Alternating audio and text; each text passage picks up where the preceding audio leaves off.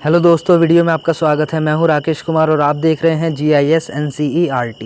दोस्तों, आज हम हल करने वाले हैं कक्षा 8 के गणित विषय की प्रश्नावली 8.2 के कुछ क्वेश्चनों को, जो कि है क्वेश्चन नंबर 3 और 4।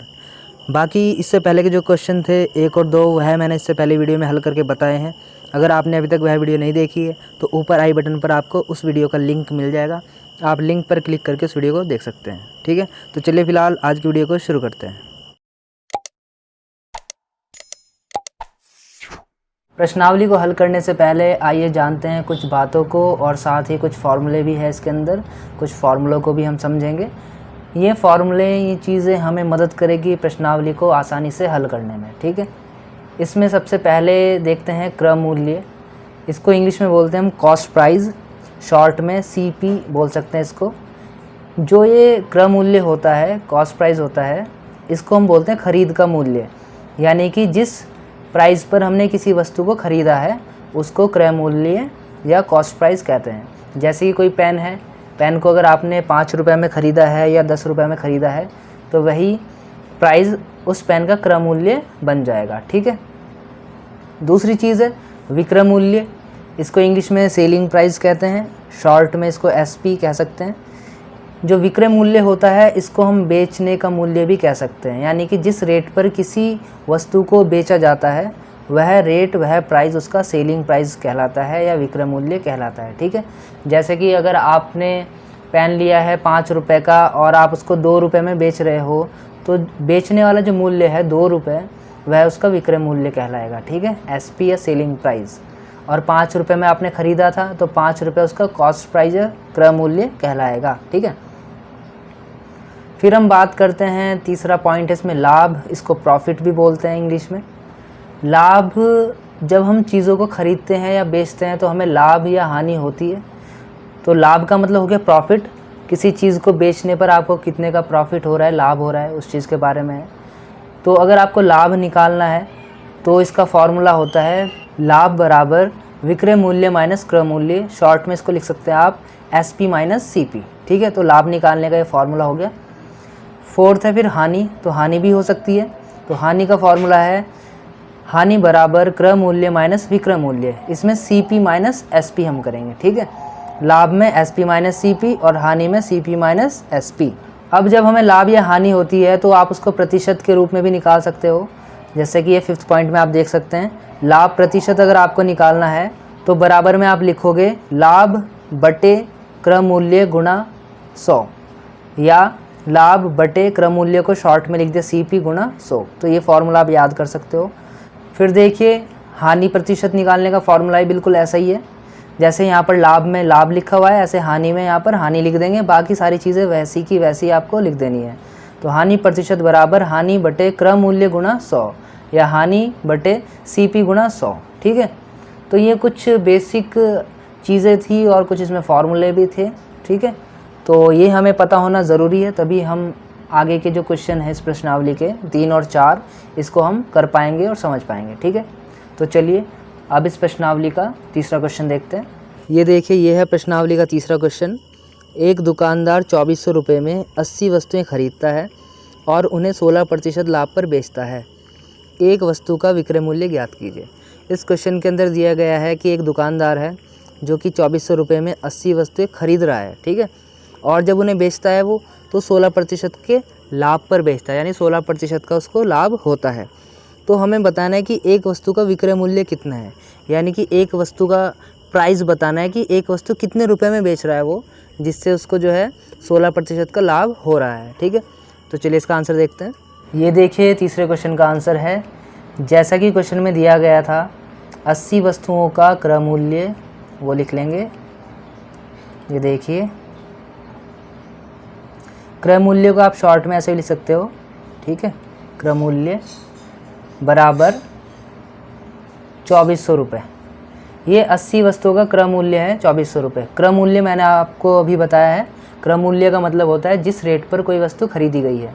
तो 80 वस्तुओं को खरीदा गया है 2400 रुपये में। ठीक है, इसलिए एक वस्तु का क्रय मूल्य हम निकाल लेंगे। एक वस्तु का क्रय मूल्य बराबर 2400 को हम क्या करेंगे, किससे डिवाइड करेंगे, इस 80 से। ये एक नियम है। अगर हमें 80 वस्तुओं का क्रम मूल्य दिया है और एक वस्तु का निकालना है तो हम इसको इससे डिवाइड कर देंगे इस तरीके से, ठीक है। तो डिवाइड करेंगे, 0 से 0 कैंसिल हो गया, 8 तिया 24 और ये 0 ऐसी रहेगी, तो कितना आ जाएगा, 30 रुपये। तो एक वस्तु कितने रुपए की है, 30 रुपये की है। अब क्वेश्चन में यह कहा गया है कि अगर हम इस वस्तु को बेचते हैं तो 16% का लाभ होता है, ठीक है। तो हमें बताना है एक वस्तु का विक्रय मूल्य क्या होगा, यानी कि जब हम बेचेंगे तो कितने रुपए में बेचेंगे। खरीदा तो इतने रुपए में एक वस्तु को, बेचेंगे कितने रुपए में कि 16% का लाभ होगा, ठीक है। तो लिखेंगे यहाँ पर, क्योंकि वस्तुओं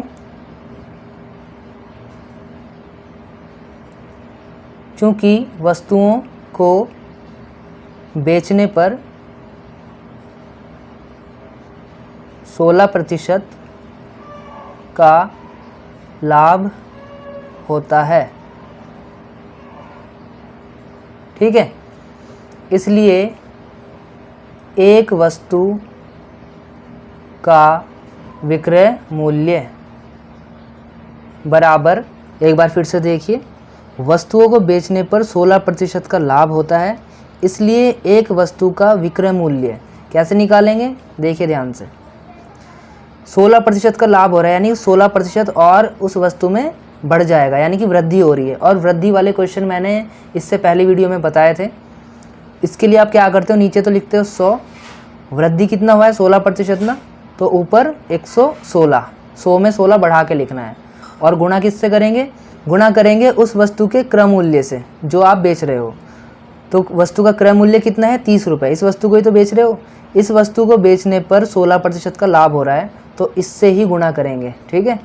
तो यहाँ पे 116/100 हमने क्यों लिखा है, ये आपको मैंने इससे पहली वीडियो में बताया था, ठीक है। अगर आपने वो वीडियो नहीं देखी है तो देख लेना, लिंक मैं दे दूँगा शुरू में ही, ठीक है। अब इसको सॉल्व करो, 0 से गई 0, ये बच गया 116 गुणा 3/10, इनकी गुणा कर देंगे आपस में, आएगा 348, नीचे 10 ऐसे रहेगा। इससे आप इसको भाग करोगे तो आएगा 34.8 रुपये, ठीक है।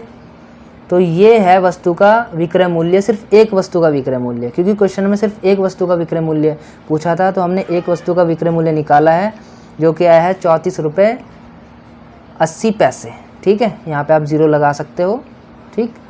तो ये देखिए, जब वस्तु हमने खरीदी थी तब 30 रुपये का प्राइस था, और जब बेचा है तो हुआ है 34.80, ठीक है। यानी कि यहाँ पर उसको 16% का लाभ हुआ है, या हम ये भी कह सकते हैं कि इस प्राइस में 16% की वृद्धि हुई है। तो वृद्धि के हिसाब से हमने इस तरीके से फॉर्मूला बना के लगा दिया, ठीक है। अगर 80 वस्तुओं का विक्रय मूल्य निकालने की बात होती तो हम ये चीज़ तो ऐसे लिखा रहने देते, और यहाँ पे क्या लिखते, ये वाला प्राइस जो 80 वस्तुओं का प्राइस, ठीक है। लेकिन हमें तो एक वस्तु का विक्रय मूल्य निकालना था, तो हमने एक वस्तु का जो क्रय मूल्य था उसको यहाँ पे लिखा था, ठीक है। तो इस प्रकार से क्वेश्चन आपका हो गया है। अब देखते हैं इसका चौथा क्वेश्चन। ये देखिए प्रश्नावली का चौथा क्वेश्चन है। एक वस्तु का मूल्य 15,500 रुपये था, 450 रुपये इसकी मरम्मत पर खर्च किए गए थे। यदि उसे 15% लाभ पर बेचा जाता है तो उसका विक्रय मूल्य ज्ञात कीजिए। यहाँ पर एक वस्तु दी गई है जिसका प्राइस है 15,500 रुपये। इस 15,500 रुपये पर 450 रुपये और खर्च किए गए वस्तु की मरम्मत करने के लिए। अब जब यह वस्तु बेची जाएगी तो 15% का लाभ हो रहा है इसे बेचने पर, तो हमें बताना है कि कितने रुपए में वस्तु बेची गई है, उसका विक्रय मूल्य बताना है, ठीक है। तो चलिए इसका आंसर भी देखते हैं। ये देखिए, यह है प्रश्नावली का चौथा क्वेश्चन। इसमें जो कहा गया है वो लिख लेंगे पहले। वस्तु का मूल्य दिया गया है 15,500 रुपये। फिर इस वस्तु पर मरम्मत के लिए खर्चा हुआ है, मरम्मत पर खर्च, मरम्मत पर जो खर्च हुआ है वो हुआ है 450 रुपये, ठीक है। इसलिए वस्तु का जो क्रय मूल्य हो जाएगा, इसलिए वस्तु का क्रय मूल्य, यानी कि वस्तु कितने में पड़ गई टोटल, इन दोनों को जोड़ लेंगे। इतने में तो वस्तु खरीदी थी, ऊपर से इतना खर्चा उसमें और हो गया, तो कुल मिला के वस्तु पड़ी है 15,950 रुपये की। तो ये क्रय मूल्य हो गया उस वस्तु का, ठीक है। अब हमें क्या करना है, क्वेश्चन में दिया गया है वस्तु को बेचने पर लाभ। अगर हम इस वस्तु को बेचते हैं तो हमें लाभ हो रहा है 15% का। तो हमें वस्तु का विक्रय मूल्य बताना है कि हम इसको कितने रुपए में बेचें कि 15% का लाभ हो जाए हमें, ठीक है। तो देखिए, इसलिए वस्तु का विक्रय मूल्य बराबर, वही काम करना है, वृद्धि हो रही है ना एक तरीके से, जो ये प्राइस था जब हम इसको बेच रहे हैं तो इसमें वृद्धि हो रही है कितने प्रतिशत की, 15% की, ठीक है। तो वही काम करेंगे, नीचे कितना रहेगा 100, कितने प्रतिशत की वृद्धि हुई, 15% की, तो 115, 100 में जोड़ देंगे 15 को तो 115 हो जाएगा, ठीक है।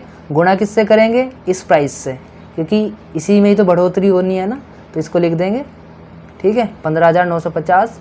अब इनको सॉल्व करेंगे, 0 से 0 कैंसिल हो जाएगी, ये वैल्यू बच जाएगी यहाँ पर ये वैल्यू बच जाएगी, ठीक है। अब इनको आगे सॉल्व कर लेंगे, इसको 5 से डिवाइड कर देंगे, 5 दूनी 10, इसको 5 से डिवाइड कर देंगे, 5 6 15, 5 कम 5 और 5 नम 45, ठीक है। 115 गुना 319 और बटा 2, ये आ गया।